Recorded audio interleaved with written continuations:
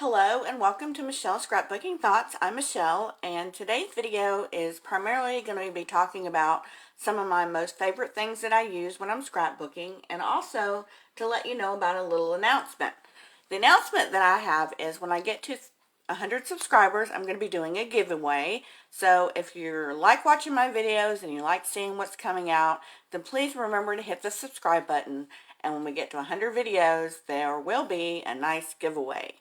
So, the main part of this video is I wanted to talk to you about some of my favorite things that I use when I'm scrapbooking. I have had a lot of messages and emails about some of the products that I've been using in some of my videos. So I thought, what better way to do this is do a video. So one of my main things that I use, and I've had the most requests about, is this ruler. This ruler, I really love it because I'm not a math person, and to try to figure out on a ruler what the exact measurements are, I mean, I know the whole numbers, I mean, those are easy, but the in-between numbers are a little bit difficult for people that are non-math people, which is me. But this ruler is really good because it tells you all the measurements. You don't have to guess. I mean, it's got the eighth, the quarter, the 3/8. It even has it broken down into the 16th inches of a measurement. So I love this ruler. It's one of my favorite things that I use when I'm measuring. Something else that I like to use is hand lotion. And you're probably thinking, why in the world does she use hand lotion?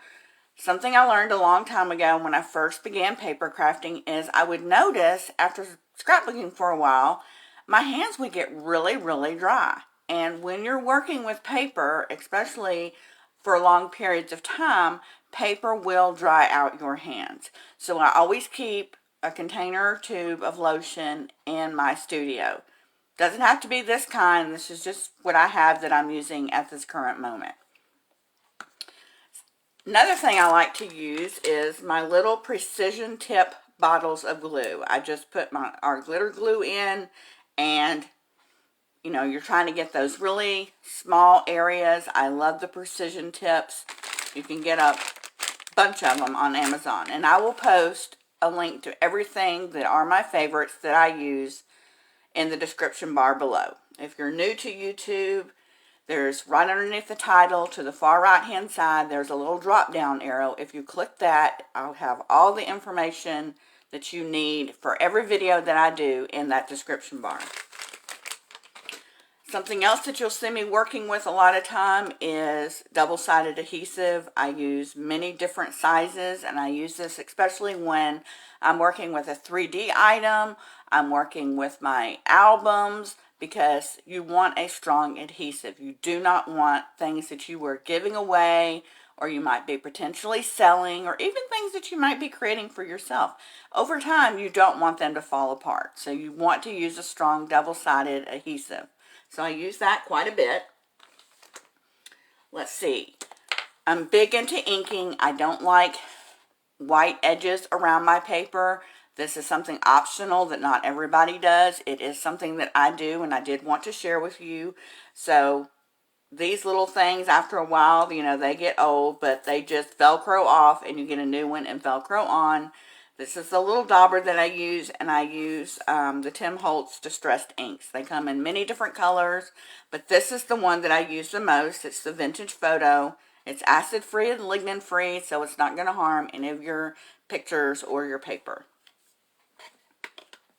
I also like to use a bone folder. I use this all the time because when you're working with paper and you're working on score lines, you want to start breaking down the fibers in your paper so that they're more manageable for you to create with.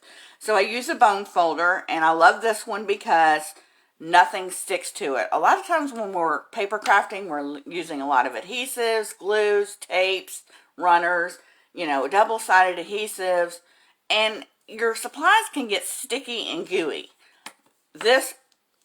These right here, nothing sticks to them. That's why I love these the most. Absolutely love these. I highly recommend them. Something else that I use a lot of is just regular scissors. I don't really have a particular brand except when it comes to my ribbon scissors. And you should, if you're not already, it's good to have two pairs of scissors. One that you use for papering, and one that you use for your ribbon.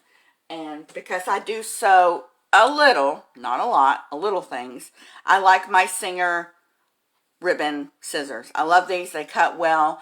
You just want to make sure that if you're a beginner into scrapbooking that you have two separate scissors, one for ribbon and one for your paper. Otherwise, when you're using paper a lot, it will start to dull your scissors, and then when you go to cut your ribbon, it doesn't cut it very well, which is why I like to keep two pair. Another thing that I use a lot is my Crocodile. I love it because it has two different settings for punching holes in paper. Plus it has a feature that allows you to put eyelets into things. The little, let me see if I can show you some. I use eyelets a lot in my albums or in my tag albums. They're just little eyelets that go into your paper. This allows you to set them to where they're not going to come out. And I've done other videos where I've used the eyelets and the Crocodile, and I will try to remember to put a link down below if you want to see how I do that process. The next thing I use quite a bit of are my chompers. If you're not familiar with the chompers, they're decorative edge punches that you can use alongside of paper that just gives it, you know, a neatness or a different look. Much like a corner rounder that corners the edges, these have different corners that they'll do. This is a deco, this is like a ticket stub.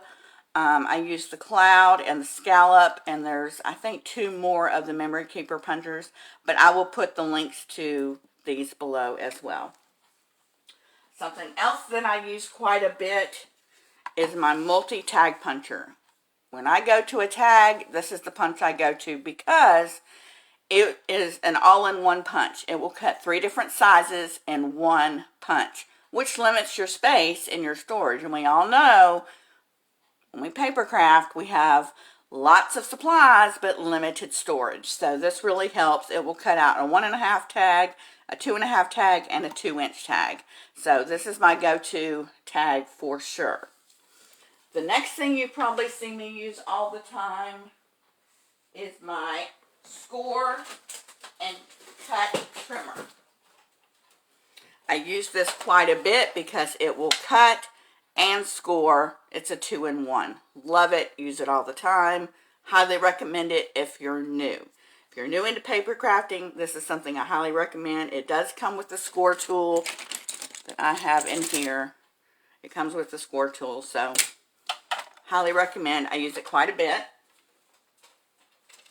Something else that I like to use when I'm using, like if I'm using intricate pieces, whether it be stickers or letters or something, you know, I'm trying to put onto something and I don't want to put it on my finger because it sticks to everything. I call these are Fisker grippers, and they just help grip things. They just, you know, small pieces you can just pick up and lay somewhere without getting your fingers all messy. Highly recommend these. Use them all the time. I also use this quite a bit. When you're working with a lot of adhesives, it gets everywhere. I mean, you know, I use a bone folder to, after I apply something with glue, to thin it all out, make sure, and sometimes it oozes out, then it dries. The little glue eraser will erase it nice and neat and won't tear your paper. So I highly recommend one of these. This is really good to use. Let's see, what else do I use that I can show you? I've had a lot of questions about the chipboard that I use. Let me see if I can find it. There's different kinds. I mean, I don't recommend any kind that's better than the other. I get mine, of course, off of Amazon. It's called the Magic Water Supply. It's pretty heavy duty. It's worked great in my albums. I believe this one has, it has 25 chipboard sheets that are 8.5 by 11. Works well. Haven't had any issues with it. Again, I will put that in the link below.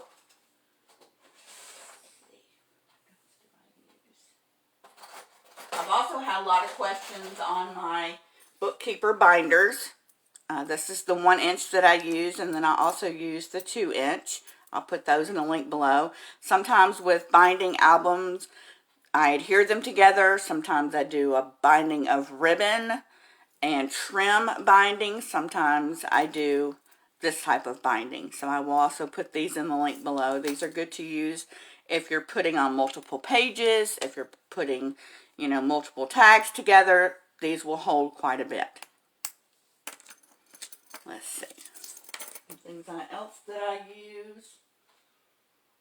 Of course, you've seen me use this quite a bit. This is the envelope punch board. This is an old Stampin' Up! One. I know We Are Memory Keepers makes one, but you can do a lot of projects with it. It also comes with the stylus.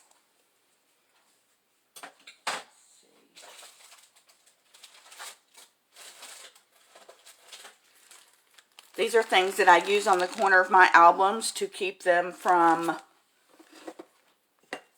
tearing up on the ends.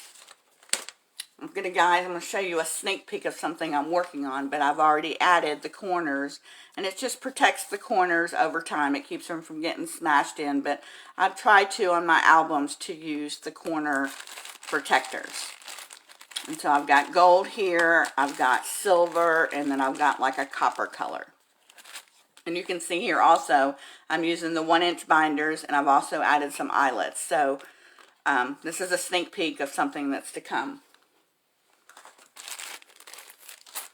Also, if I'm using any type of ribbon or trim, I always go to a glue gun.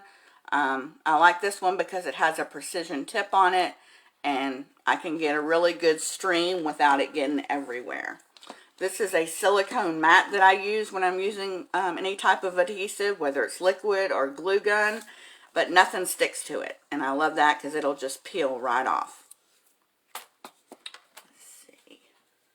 I'm thinking that's pretty much. Oh, something else that I use quite a bit are the magnets.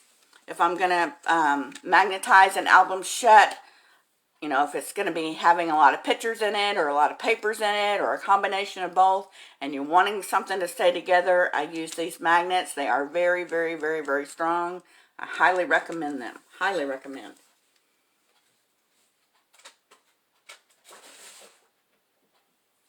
I also use dimensionals, and you'll see me, these little pop-up dots that are just foamy little adhesive. These are the mini ones. I also use another set, but I'm out of them. I'm waiting on the supply to come in, but these just give a little dimensions. You can add them to anything, and it will just give a little bit of a 3D effect, so nothing is always just flat on a surface. So I use these quite a bit. And every once in a blue moon, I'll use an X-Acto knife if I'm doing some intricate cutting or need to cut out a score line and I don't have, I don't want to get my big trimmer out. Sometimes I'll use an X-Acto knife for that. So that's something I would recommend. Also, if you're noticing when you're cutting your paper on your trimmer, if you have these little flaked edges on the side, that's an indicator that your trimmer is near its end and the blades need to be changed. If I don't have any replaceable blades at the time, sometimes what I'll do is cut the paper and then I'll take a mini file and just, sandpaper, those edges off with a nail file. So I keep one of those in my basket that I use from time to time, but I've had people reach out to me and ask me if they should get a new trimmer. No, definitely not get a new trimmer, just replace the blades. Some of my favorite liquid glue, because most of you know that follow me, and the ones that you don't that are new, I'm a big fan of liquid glue. I like it because it gives me a few extra minutes to get things in place, because I'm not one that can get it the first time typically. So I use the art glitter glue. I like it because it dries clear. However, if you're needing some adhesive and you're wanting to work with a good liquid glue, I highly recommend that you start ordering a bulk of it now, because they will not ship this glue in the winter because it will freeze and turn to water. So I always try to tell my customers, and just you all here on YouTube, go ahead, if you need some, get some now, because they'll stop shipping it at some point. Okay, I think I have pretty much talked to you about everything that I have used, and answered all the questions that the messages I have received from everybody asking me about the supplies that I use. I will put the link below.